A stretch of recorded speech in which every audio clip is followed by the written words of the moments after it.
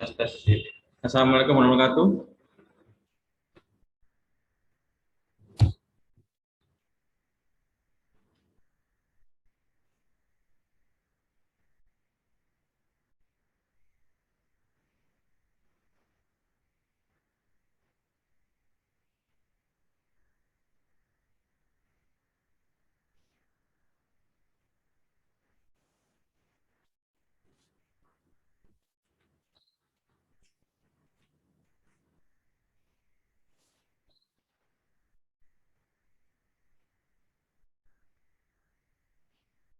Ya, Assalamualaikum warahmatullahi wabarakatuh. Waalaikumsalam warahmatullahi wabarakatuh. Waalaikumsalam warahmatullahi wabarakatuh.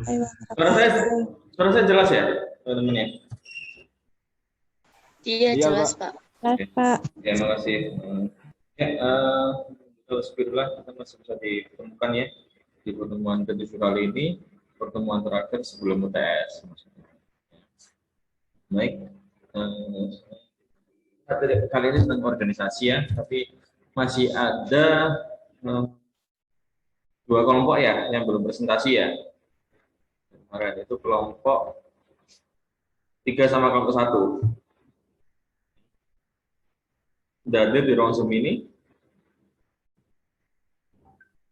Hadir, Pak. Ya, oke. Materinya sudah disubmit ya, maksudnya waktu itu Mas ya? Sudah, Pak. Sudah. Saya screen ya, Mas.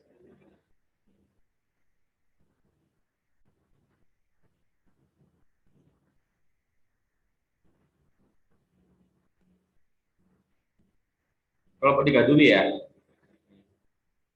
Iya, Pak. Oke.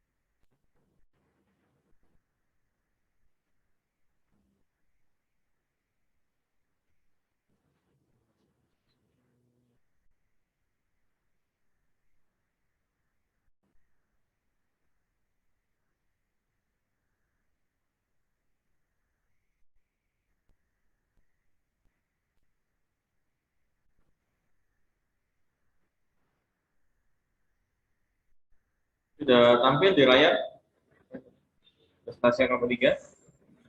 Belum, Pak.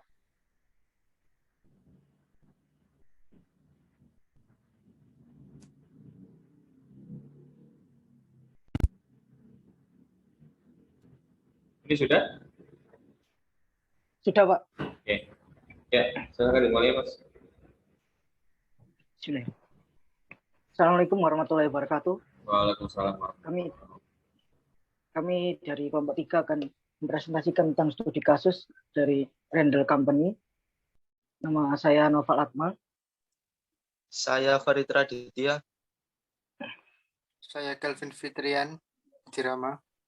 Saya Muhammad Zaki Asdak. Maaf, Pak, untuk Dimas Malik ini dia udah Pak, keluar, Pak, resign dari Umsida. Mungkin bisa slide selanjutnya, Pak.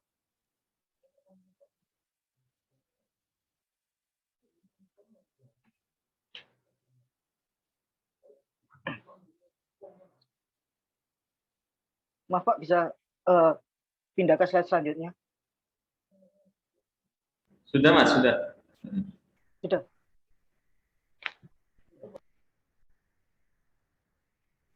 Untuk sejarah perusahaan Randall Company yang akan dijelaskan sama Mas Farid. Silakan, Mas Farid. Baik, saya akan menjelaskan tentang sejarah perusahaan. Randall Company ini didirikan pada tahun 1968 dengan tujuan memberikan representasi berkualitas tinggi untuk pasar elektronik di Illinois dan Wisconsin. Randall Company memiliki 7 divisi operasi. Yang terkecil mempunyai angka penjualan per tahun sebesar 50 juta US dollar, sementara angka penjualan per tahun yang terbesar sebanyak 500 juta dolar.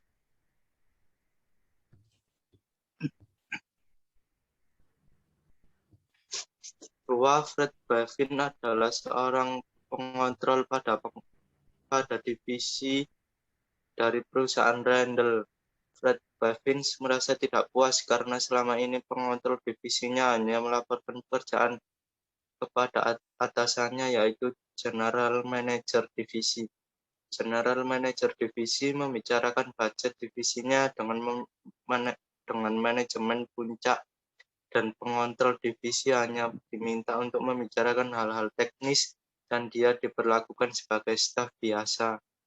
Dengan ketidakpuasan akan tindakan General Manager Divisi menginspirasi Bevins untuk membuat perubahan dengan menerapkan cara baru yang pernah dipelajari di Martex Company, yaitu menerapkan penggambaran tugas dan tanggung jawab organisasi.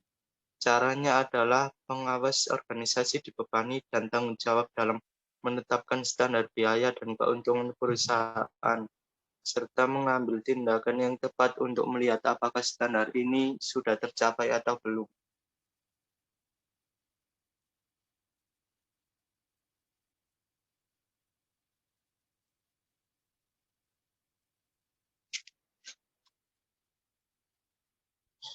Permasalahan 1. Randall ternyata mengalami kesulitan melaksanakan teknik pengendalian yang lebih modern, dikarenakan adanya hubungan yang kurang baik atau tidak saling mendukung antara pengendali korporat dan divisi, yang mengakibatkan terjadinya tambahan biaya anggaran perusahaan untuk memperbaiki hal tersebut. 2. Randall memiliki permasalahan peran pengendali korporasi dan pengendali divisi, yang mana hubungan informasi antar keduanya kurang transparan. 3. Randall ingin mengubah peran organisasi pengendali perusahaan agar dapat mengikuti seperti peran pengendali perusahaan di perusahaan lain, yakni Martex Company.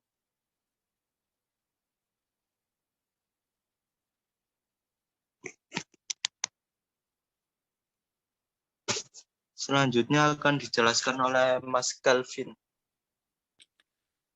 Oh, baik, terima kasih. Bukti kasus. William Harrigan adalah manajer di kantor pusat Randall Company, dan dia mantan pengontrol senior di satu divisi perusahaan Randall selama 25 tahun. Pengontrol perusahaan sering menanyakan kepada divisinya, apakah divisi Anda dapat berjalan baik jika perusahaan memotong sekian dolar di luar budget periklanan? Apakah divisi Anda yakin perkiraan penghematan biaya pada peralatan ini realistis? Walaupun pengontrol tahu kondisi sebenarnya dan dia tidak setuju dengan perusahaan pengontrol, Harrigan tidak boleh mengatakan demikian. Bila ada ketidakberesan dalam divisi, budget berlebihan, dan situasi yang buruk, maka hal itu tidak akan dijadikan berita di laporan operasional, sehingga hal ini membuat pekerjaan Harrigan menjadi sulit. Tapi, Harrigan tidak menjadikan hal ini sebagai masalah, karena jika dia menerapkan metode klaim, mengumumkan adanya ketidaksesuaian dari Martex, maka pengontrol divisi tidak akan menjadi bagian dari kelompok manajemen itu lagi.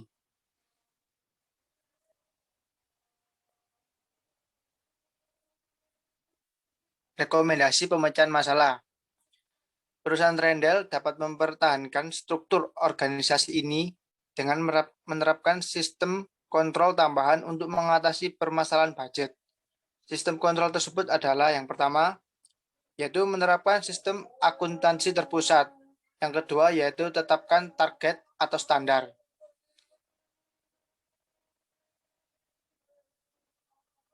Untuk selanjutnya akan dibacakan oleh Mas Naufal. Ya, saya akan menjelaskan tentang analisis SWOT dari kebijakan Randall Company ini sendiri. Analisis SWOT sendiri bertujuan untuk menganalisa apa saja seperti strength, kekuatan atau kelemahan dan lain-lain, tujuannya untuk mengembangkan sebuah badan usaha. Contohnya ini yang pertama adalah strength atau kekuatan atau kelebihan. Strength pertama adalah peraturan saat ini memungkinkan informasi mengalir lebih cepat atau lebih efisien dengan pengendali divisi yang melapor langsung kepada manajer divisi, memungkinkan isu-isu yang terjadi itu cepat terselesaikan. Yang kedua adalah penilaian yang lebih kritis terhadap kegiatan operasional, membantu mengurangi pembengkakan dalam anggaran biaya dan lebih mudah untuk melaksanakan program kontrol yang baru. Weakness, kelemahan, sulit untuk menerapkan perubahan dalam struktur organisasi dalam waktu singkat. Karena kan terlalu lamanya sistem akuntansi yang dianut oleh Rendel Company. Ini menurut saya, menurut kami, ini tentang terlalu lamanya sistem dan ketidakmampuan dalam beberapa divisi terkait untuk berubah menggunakan sistem yang baru atau sistem yang lebih modern. Mungkin karena kurangnya sosialisasi atau kurangnya dalam pelatihan, training itu juga faktor yang menyebabkan kelemahan yang terjadi dalam sistem ini. Yang kedua, terdapat kemungkinan bagi manajer divisi untuk menyembunyikan informasi keuangan yang cacat. Tadi sudah dijelaskan sama Mas Farid, di mana Rendel Company ini memiliki sistem yang sedikit bukan unik, berbeda dari perusahaan yang lain. Kalau perusahaan yang lain biasanya untuk melaporkan hasil kerjanya mereka itu melakukan rapat kayak misalkan contohnya di tempat kerja saya, koreksi kalau saya salah, ini apakah benar atau salah.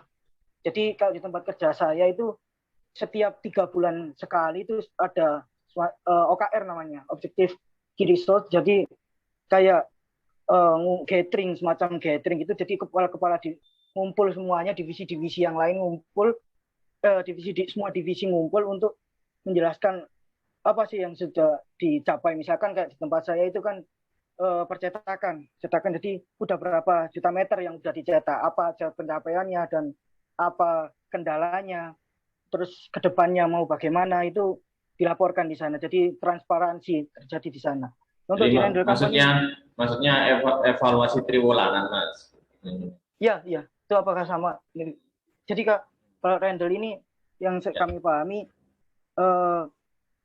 dia langsung, jadi kayak tidak melibatkan divisi-divisi yang lain untuk pelaporan. Jadi sangat ringkih atau tinggi terjadi markup keuangan dari divisi-divisi yang lain. Mungkin selanjutnya opportunity atau peluang, ya jelas diterapkannya teknik-teknik yang lebih modern, lebih baru agar terjadi regenerasi atau modernisasi lah, agar lebih efisien dalam sebuah sistem perusahaan. Yang terakhir, treat ancaman, ya sudah saya jelaskan tadi tentang pembengkakan anggaran, dapat terjadi penyembunyian atau keuangan yang cacat yang dilakukan oleh kepala divisi dan manajer, ya karena kurangnya transparansi itu tadi. Ini selanjutnya untuk kesimpulan dan saran bisa dijelaskan sama Mas Zaki. Silakan Mas Zaki. Kesimpulan, karena sistem akuntansi sudah lama berada di perusahaan, perubahan mungkin tidak mudah diterima oleh divisi yang bersangkutan. Dikarenakan tidak mempunyai divisi yang bersangkutan untuk mengubah sistem yang sudah terlalu lama, mereka anut sehingga menyebabkan gagalnya fungsi struktur organisasi. Saran, seharusnya Rendel Company tidak langsung menerapkan sistem baru yang lebih modern ke dalam perusahaan yang sudah terbiasa menggunakan sistem lama tanpa mempertimbangkan skill atau kemampuan tiap karyawan di perusahaan. Selain itu, pengendali perusahaan juga harus mempertimbangkan kondisi perusahaan, baik dari segi kinerja maupun sosial. Jadi sebaiknya pengendali perusahaan melakukan evaluasi untuk memperbaiki fungsi dan sistem yang kurang optimal. Untuk mempermudah pengenalan sistem, maka hendaknya perusahaan mengadakan training untuk meningkatkan kemampuan tiap karyawan agar tiap karyawan mampu beradaptasi dengan sistem dan lingkungan yang mungkin dapat berubah-ubah.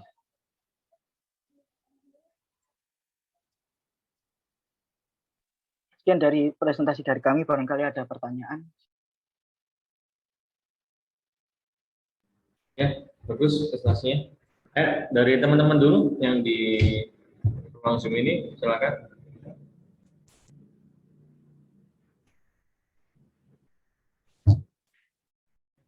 bertanya.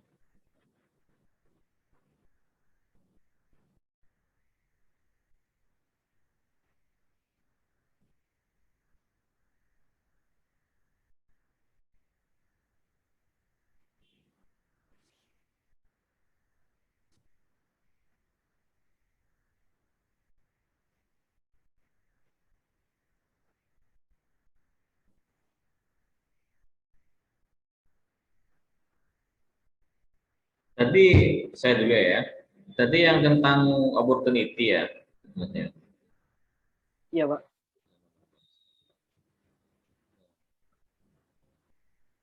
Tentang opportunity ini bisa berikan contoh teknik modern nggak, maksudnya dituliskan di dengan perusahaan yang akan diterapkan.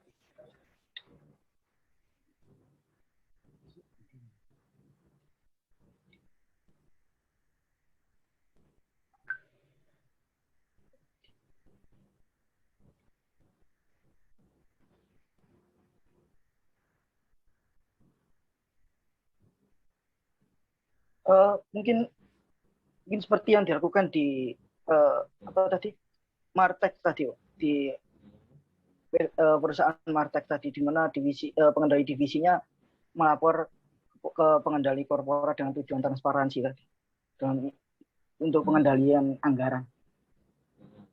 Jadi tekniknya berupa ini ya, sistem informasi akuntansi yang terkomputerisasi maksudnya ya. Terapkan ini ya, pelaporan ya Mas. Jadi.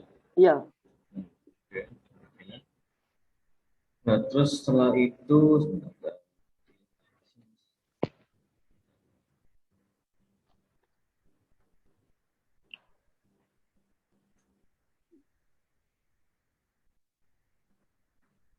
nah, metode klaim yang dimaksud ini apa, Mas?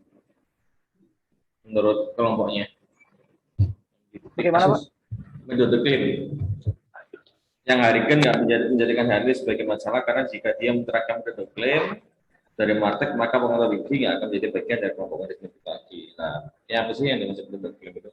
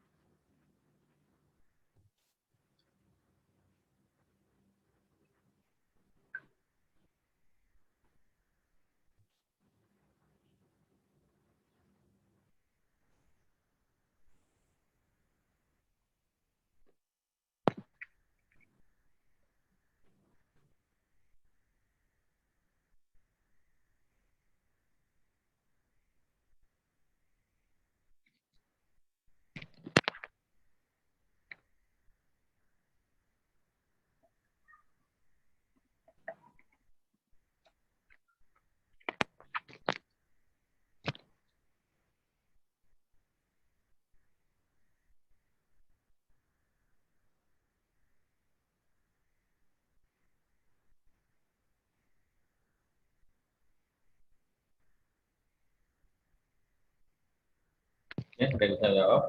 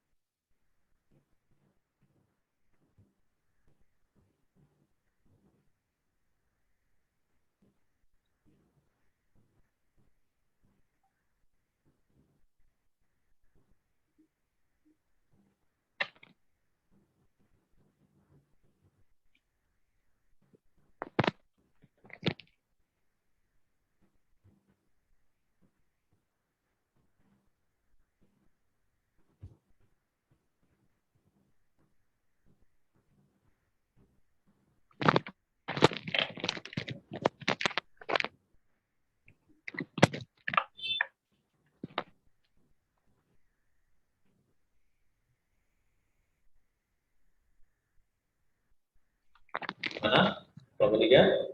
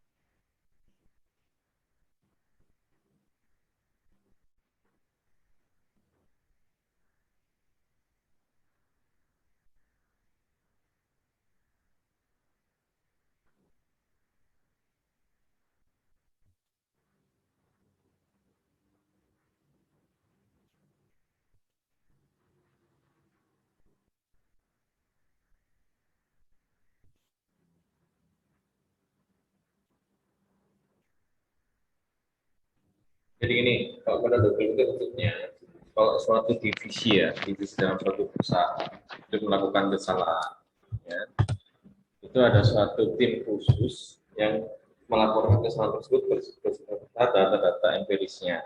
Jadi di mana perusahaan bisa minta pertanggungjawaban secara langsung terhadap divisi tersebut, baik itu dari segi kegiatan pekerjaan sampai dengan penanaannya.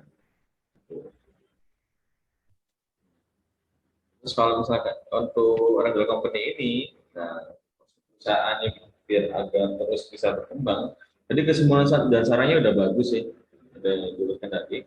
Tapi kalau perspektifnya sendiri ini, jika perusahaan ini berkembang, maka manajemen sendiri dari perusahaan harus mempercayai informasi yang diberikan oleh divisi controller untuk mengetahui ya.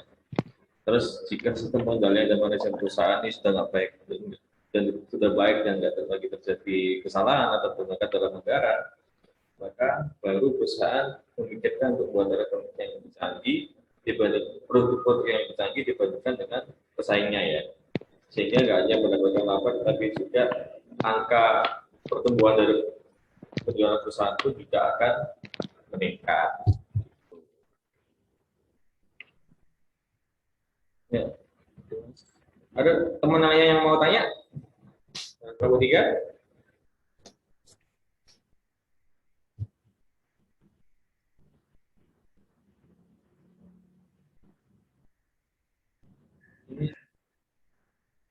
Kalau nggak ada, bisa diakhiri dulu aja.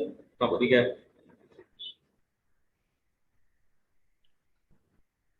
Ya, kami akhiri presentasi dari kami hari ini. Mohon maaf bila ada kesalahan. Assalamualaikum warahmatullahi wabarakatuh. Waalaikumsalam.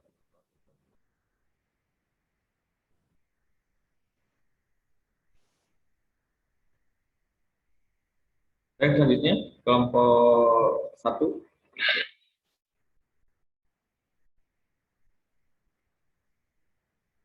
Kelompok 1 udah siap di ruang Zoom ini? Sudah, Pak. Dengan siapa ini, Mbak?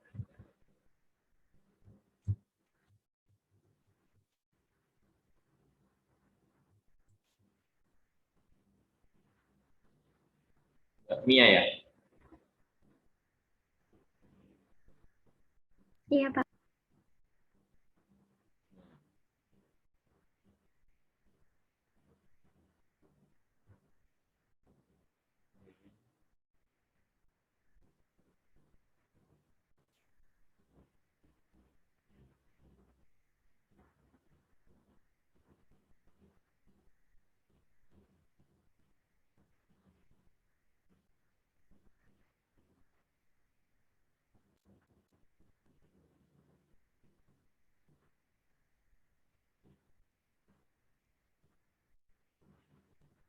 Sudah terlihat Pak di layar materinya? Masih belum, Pak.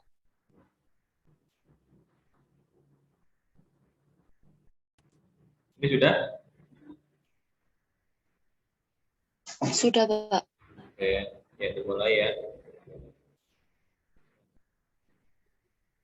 Assalamualaikum warahmatullahi wabarakatuh. Waalaikumsalam. Perkenalkan, kami dari kelompok 1 akan mempresentasikan hasil kerja kami analisis studi kasus perusahaan nasional. Sebelumnya kami akan memperkenalkan diri terlebih dahulu. Nama saya Miana Sida Putri. Nama saya Sifani Luranti. Nama saya Nurin Nabila Rosida.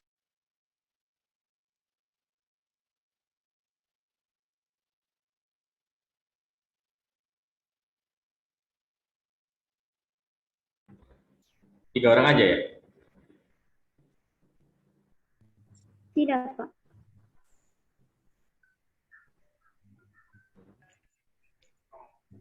Udah? Nama saya Muhammad Funsa Dimas Pambudi.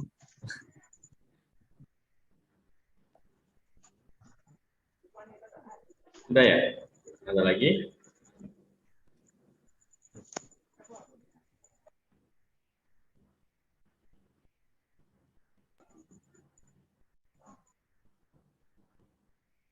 Udah?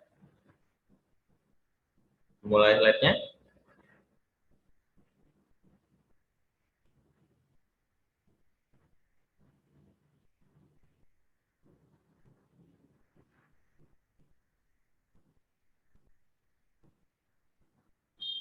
Iya, Pak.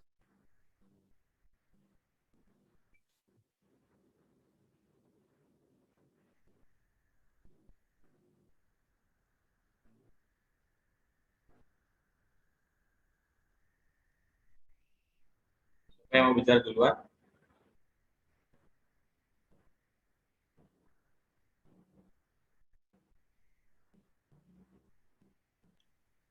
Studi kasus perusahaan nasional grup. Stomo Gunarsa, Srihartini, Sidarta, dan Richard Simartin, semuanya karyawan National Group, sedang mengikuti seminar manajemen selama 3 hari. Nah, Sidarta akan diangkat sebagai manajer umum divisi elektronik untuk industri dan akan diumumkan sebagai beberapa hari lagi. Sidarta harus memilih seorang asisten manajer umum dan telah menetapkan pilihannya pada Tomo, Sri, atau Richard. Nah, calon-calon tersebut masing-masing memiliki latar belakang yang berbeda.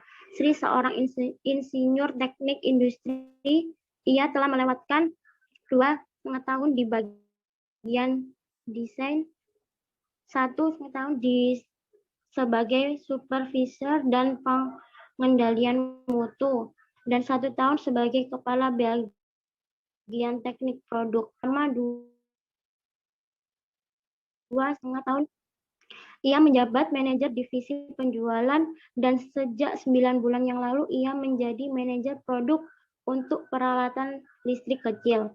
Pengalaman sebelumnya sebagai anggota Angkatan Darat dan 2 tahun sebagai tenaga wiraniaga perusahaan komputer. Richard juga seorang sarjana dan sebelumnya menjadi kepala bagian penelitian dan pengembangan. Ia adalah trainee di bagian penjualan.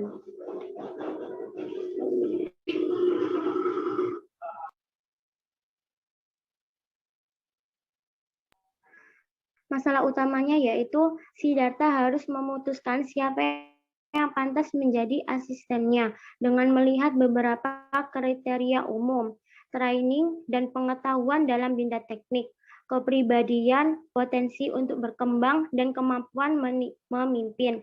Sampai saat ini, Sidarta melihat mereka mempunyai kualitas yang sama, dan ia belum mempunyai penelitian yang lebih khusus terhadap salah satu.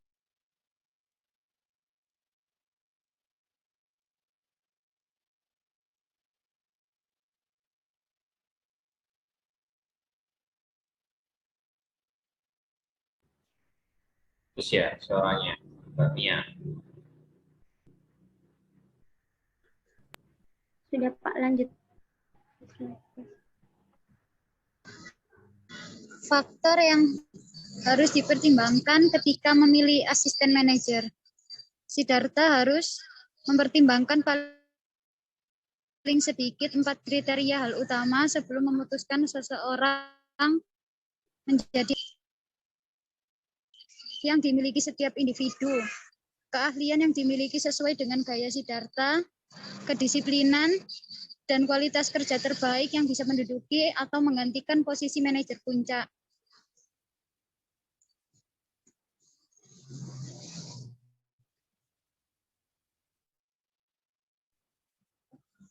Lanjut, kelebihan dan kelemahan dari masing-masing calon asisten manajer. 1. Sri Hartati, memiliki pengalaman leadership yang luas dan lebih menguasai pekerjaan di bidang teknik. Sedangkan kelemahan Sri Hartati yaitu kurang memiliki potensi dalam bidang penjualan produk.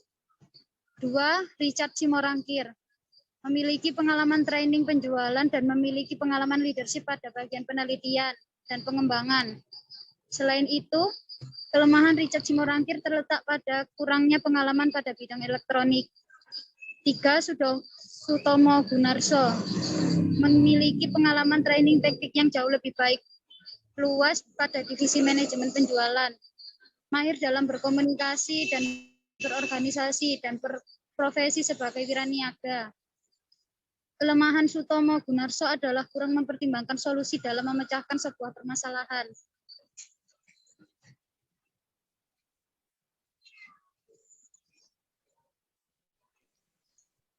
Training tambahan yang diberikan untuk calon asisten manajer. Training tambahan yang diberikan berupa pengembangan potensi diri. Siddhartha bisa melakukannya dengan membuat suatu grid berupa peranan dasar manajer, yaitu perencanaan, pengorganisasian, kepemimpinan, dan pengendalian kepada orang yang terpilih. Training selanjutnya yaitu membekali asisten dengan training leadership for manager dan supervisor untuk bisa mencapai dan memimpin tujuan yang sama dengan atasan. Training meningkatkan kemampuan dalam berkomunikasi yang produktif, serta memberikan training keterampilan dalam mengatasi masalah dan membuat perencanaan.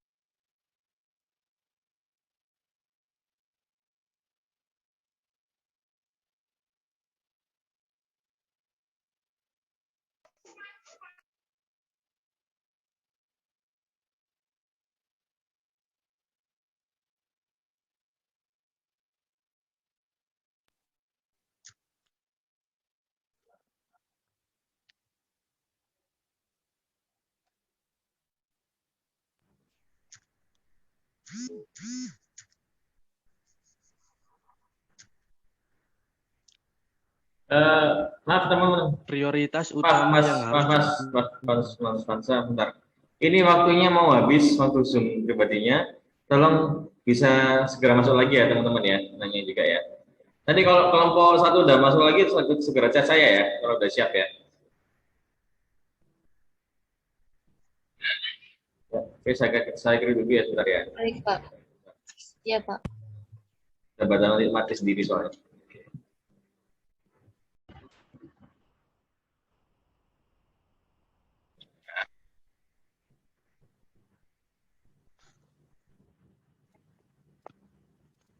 Sudah terlihat? Layar? Sudah, Bapak. Sudah, Pak. Tadi yang belum dibaca ini ya, ini yang terakhir ya. Oke, silakan. Prioritas utama yang harus dipertimbangkan, tugas manajer umum termasuk mengelola staf, mengawasi anggaran, menerapkan strategi pemasaran, dan banyak aspek bisnis lainnya. Siddhartha harus menemukan apa yang dianggap masalah utama dalam posisi tersebut. Kemudian, Siddhartha harus memutuskan sesuatu proses komunikasi yang terjadi tentang pandangan dari manajer tersebut. Saat sumber masalah bisa ditemukan, prioritas yang tertunda bisa disusun kembali dengan menganalisa pekerjaan yang dilakukan, menentukan tujuan utama, melakukan evaluasi pekerjaan, membuat jadwal kerja agar tidak terbentur dengan pekerjaan lainnya.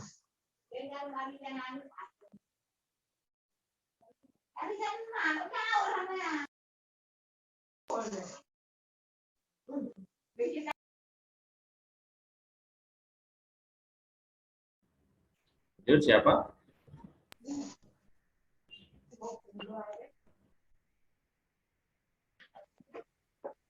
Mohon maaf Pak, tadi belum pencet mic Pak, belum kepencet. Iya Mas, ya Allah. Lanjut Mas.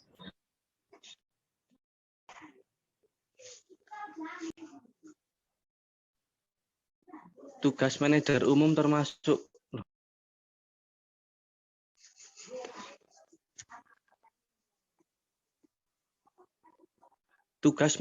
termasuk mengelola staf, mengawasi anggaran. Bentar.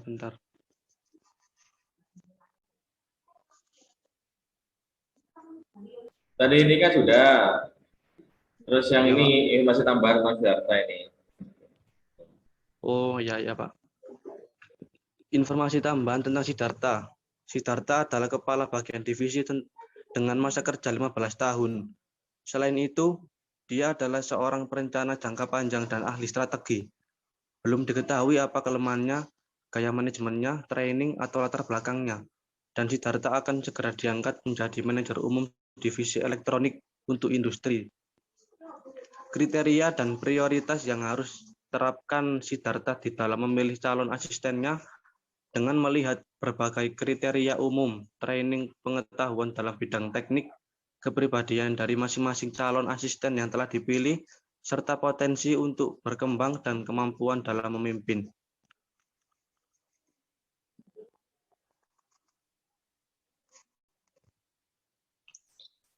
Siapa pembantu yang terbaik ketika ia memulai bekerja dan supervisor yang terbaik setelah promosi yang pertama?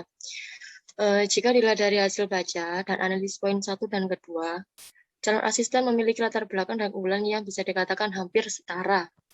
Melalui data studi kasus yang tersedia, dapat diperkirakan Tom merupakan pembantu terbaik ketika ia mulai kerja karena pengalaman sebelumnya yang dimilikinya.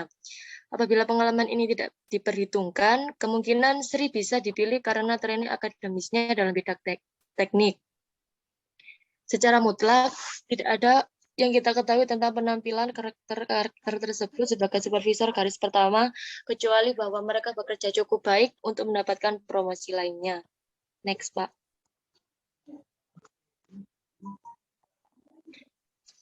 Siapakah yang menjadi manajer menengah yang terbaik dan berpotensi untuk menjadi dan berada di manajemen puncak? Jawabannya antara Tom dan Sri. Mengapa demikian? Sebagai manajer menengah, Tom nampaknya memiliki pengalaman yang terluas dan kemampuan dalam melaksanakan pekerjaan tersebut. Pengalaman Tom menyebabkan ia mempunyai potensi tinggi untuk menjadi manajer menengah, walaupun ia harus belajar untuk berpikir sedikit lebih abstrak dan untuk merencanakan dalam strategi jangka panjang.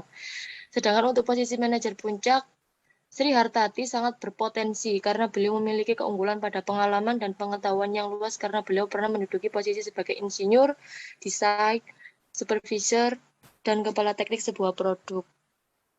Next, Pak.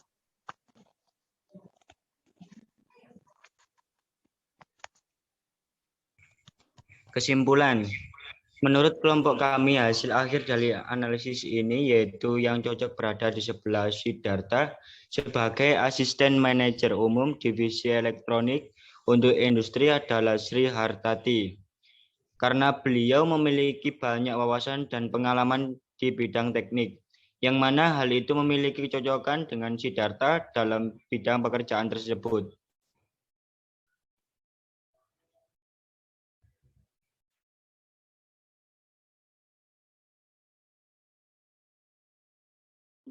Sekian, terima kasih. Demikian presentasi dari kelompok kami. Apakah ada yang ditanyakan?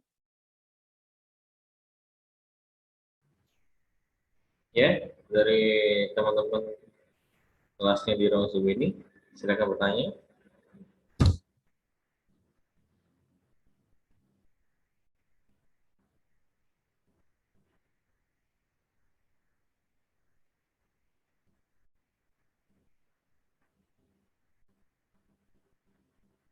Silakan bertanya yang lain.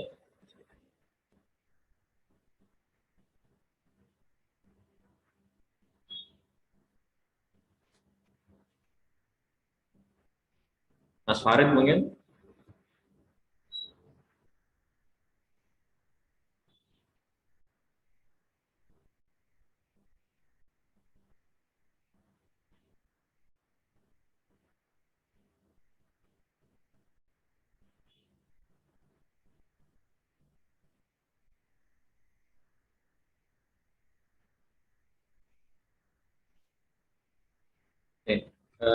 Topik ini menarik ya, sesuai dengan tema kapitalisme organisasi dan lebih fokus kepada sumber daya manusia ya untuk pembahasan kasus kali ini. Nah, yang saya tanyakan, gaya kepemimpinan dari Siddhartha itu seperti apa?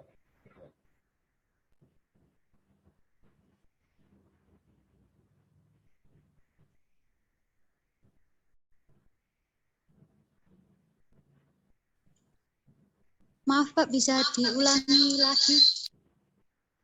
Untuk style leadership atau gaya kepemimpinan dari Siddhartha itu seperti model apa di kasus ini?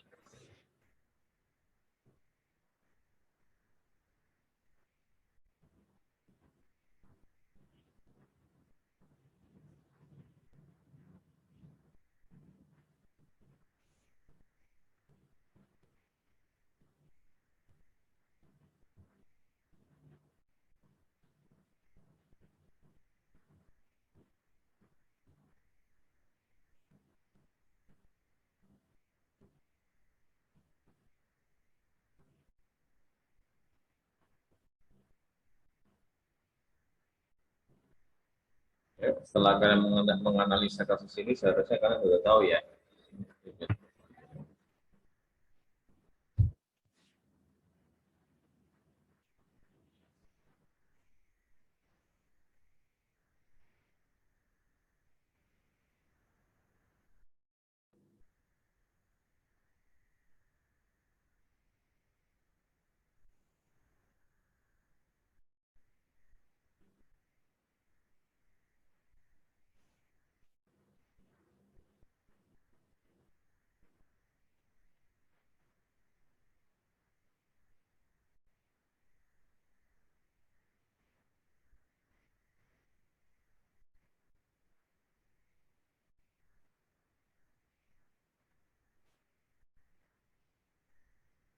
Ingin menambahi, Pak.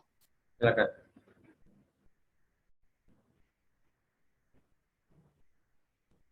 Siddhartha kayak style itunya apa? Itu dia seorang manajer divisi elektronik untuk industri dan dia juga seorang perencana jangka panjang dan ahli strategi, Pak. Terus karakternya, apakah dia ini pengen personality yang selalu berkembang, atau orangnya sebagai serba disiplin atau gimana?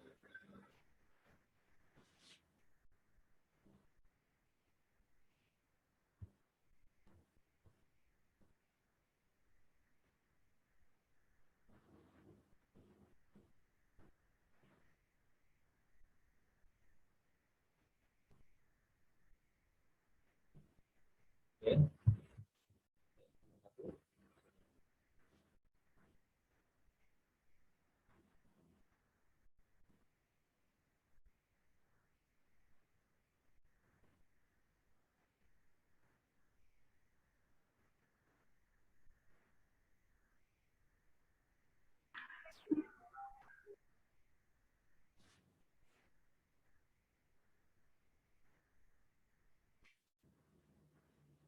Mas Hansa, Mas Pandra, Mbak Mia.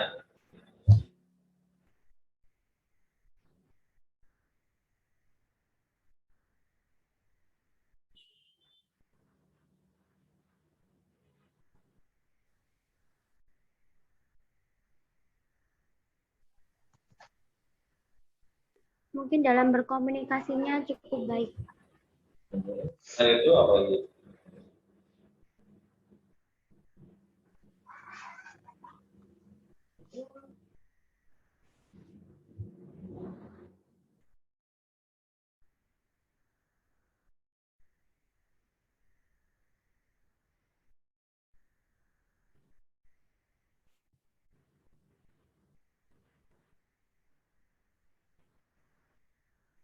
Tercermin ya, tercermin di kasusnya sebenarnya dia mencari orang untuk dan potensi untuk sampai kembang. Ya. Jadi intinya data ini seorang pekerja keras ya dan menginginkan dia dan timnya untuk dapat selalu berkembang dalam hal bidang pekerjaan khusus yang dipilih. Nah, terus tadi kan kesimpulan akhirnya itu kan kalian memilih Sri Hartati ya. Nah, Iya, terus ya karena di sini ditulis memiliki banyak wawasan dan pengalaman di bidang teknik. Nah, sedangkan kelemahan Sri Hartati itu sendiri ditulis sini yaitu orang memiliki potensi dalam bidang penjualan produk. Sedangkan penjualan produk kan serba penting ya dalam hal produk tersebut dapat terjual dan berhubungan dengan omset suatu perusahaan. Nah, itu gimana menyikapinya?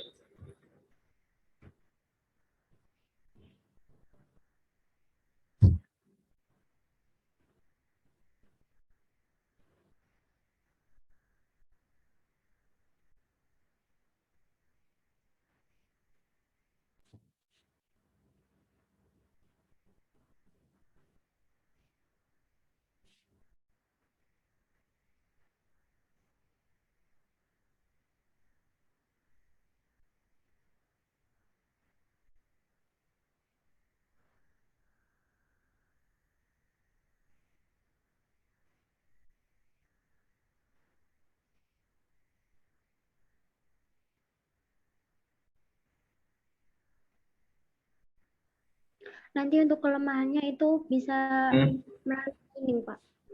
Melakukan training gitu, Pak. Ya. Kenapa? Kelemahan? Kenapa? Di situ lagi, Pak. Kan kelemahannya dalam bidang penjualan produk ya, Pak. Itu nanti ketika sudah menjadi asisten bisa dilakukan training. Yang menurut saya yang paling unggul adalah dia pernah bekerja, keunggulannya memiliki wawasan tinggi dalam bidang teknik yang mana sesuai dengan keahlian Siddhartha, Pak. Ya, tapi yang ini saya tambahin, kalau kita penjualan produk kan di bawahnya masih ada supervisor ya.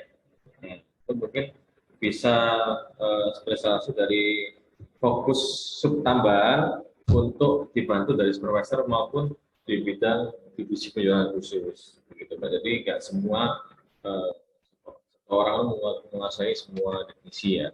Jadi pasti ada untuk tim supporting lainnya. Jadi gini saya tambahkan lagi. Jadi pertanyaannya mana dari ketiga model tersebut yang menurut Anda merupakan model yang paling baik ya. Jadi skala besar jawaban untuk hal ini adalah merupakan pendapat ini ya. Dan perkiraan jadi hanya berdasarkan logika dan fakta yang ada khususnya di kasus ini. Misalkan Tom ini mungkin akan membantu lebih baik ketika ia mulai kerja karena pengalaman sebelumnya. Nah, apabila pengalaman ini tidak diperhitungkan maka Sri bisa dipilih karena training akademisnya. Secara mutlak, tidak ada yang kita ketahui tentang penampilan karakter tersebut sebagai sebuah segala utama, kecuali bahwa mereka bekerja cukup baik untuk mendapatkan promosi lainnya. Nah, sebagai middle manager pada manajer menengah, kelas menengah, Tom ini namanya memiliki pengalaman yang terluas dan kemampuan untuk melaksanakan pekerjaan tersebut. Diri sendiri memiliki pandangan yang luas, tapi pengalaman semuanya itu untuk tujuan teknik bisnis. Sedangkan pengalaman Richard sendiri terbatas pada penelitian dan pengembangan, ya, research and development, dan pandangannya tampaknya terlalu bersifat jangka panjang. Jadi pengalaman Tom ini menyebabkan ia mempunyai potensi tinggi untuk manajemen, walaupun ia harus belajar untuk berpikir sedikit lebih abstrak, ya, dan untuk merencanakan dalam satu jangka panjang. Sedangkan Richard sendiri dalam kasus ini itu butuh untuk mengembangkan dirinya sendiri dalam pandangannya tentang perusahaan dan dalam pengalaman dan pandangan pada exposure aktualnya pada manajemen fungsional. Nah, Sri itu sendiri mendapatkan pengalaman dan pengetahuan. Sri itu sendiri mendapatkan pengalaman dan pengetahuan dan mengembangkan suatu kepekaan untuk bisa berpikir dan merencanakan jangka panjang.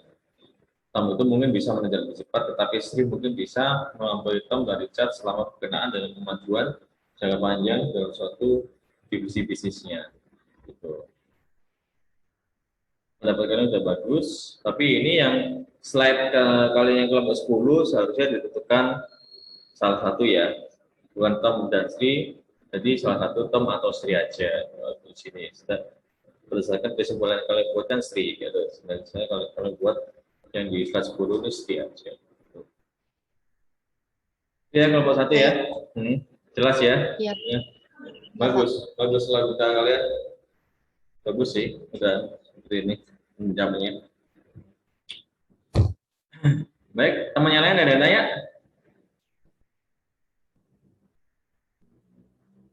Oke, kalau nggak ada, semoga.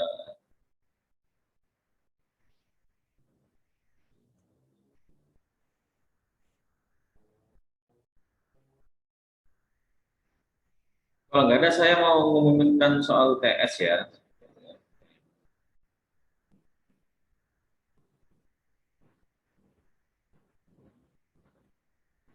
UTS itu di minggu depan ya, teman-teman ya. Di minggu depan, nah, jadwal ujiannya itu sesuai jadwal kuliah. Ya. Jadwal ujian sesuai dengan jadwal kuliah. Jadi, tapi waktunya itu hanya 60 menit. Ya. Jadi pergunakan waktu dengan sebaik-baiknya. Soalnya masih dalam tahap teoritis, ya. Nanti sifatnya berhubung daring ya, terserah kalian ya. Saya ada mata, mau ebook, mau open by Google, mau open by Yahoo, terserah. Yang penting saya terima jawabannya tepat dan nggak ada kerjasama di antara kalian ya. Kalau ada kerjasama dan saya nemukan misalkan dua jawaban yang sama persis, ya nggak saya nilai gitu ya. Ada yang ditanyakan dulu soal UTS?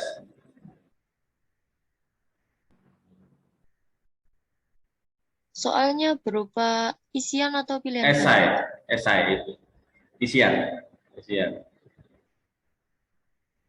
Baik Pak, terima kasih. Saya bocorin sedikit ya kisi-kisinya, bisa dicatat. Saya nggak akan ngulang 2 kali. Kisi-kisinya itu tentang yang pertama unsur-unsur manajemen. Terus yang kedua tentang rencana strategis dan rencana operasional. Terus yang ketiga tentang manajemen kualitas. Ya, nanti soalnya ada 5, tapi saya kasih kisi-kisi 3 aja, tidak usah banyak-banyak.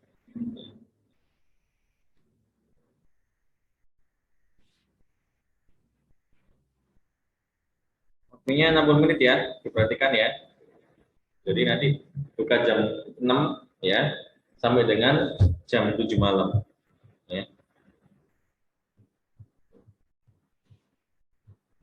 Dikumpulkan dalam bentuk PDF. Ya. Terserah kalian mau ngerjakan ditulis tangan atau di Word terserah, tapi saya terimanya dalam bentuk PDF. Jelas sampai sini? Jelas Pak. Jelas Pak. Oke. Ada yang tanyakan lagi?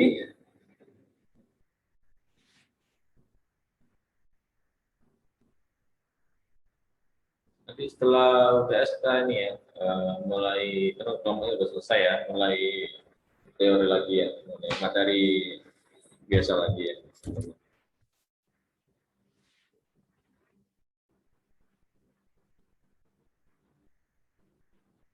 Baik, kalau nggak ada yang tanyakan, saya akhiri dulu ya. Semoga sukses untuk ujiannya ke depan. Ya kan? Ya, tolong digunakan waktu 60 menit sebaik-baiknya. Saya akhiri, mohon maaf kalau ada salah kata selama saya mengajar tadi. Ya. Saya bilang khairat, bisa melihat. Wassalamualaikum warahmatullahi wabarakatuh. Waalaikumsalam warahmatullahi wabarakatuh. Terima kasih Pak. Ya, terima kasih.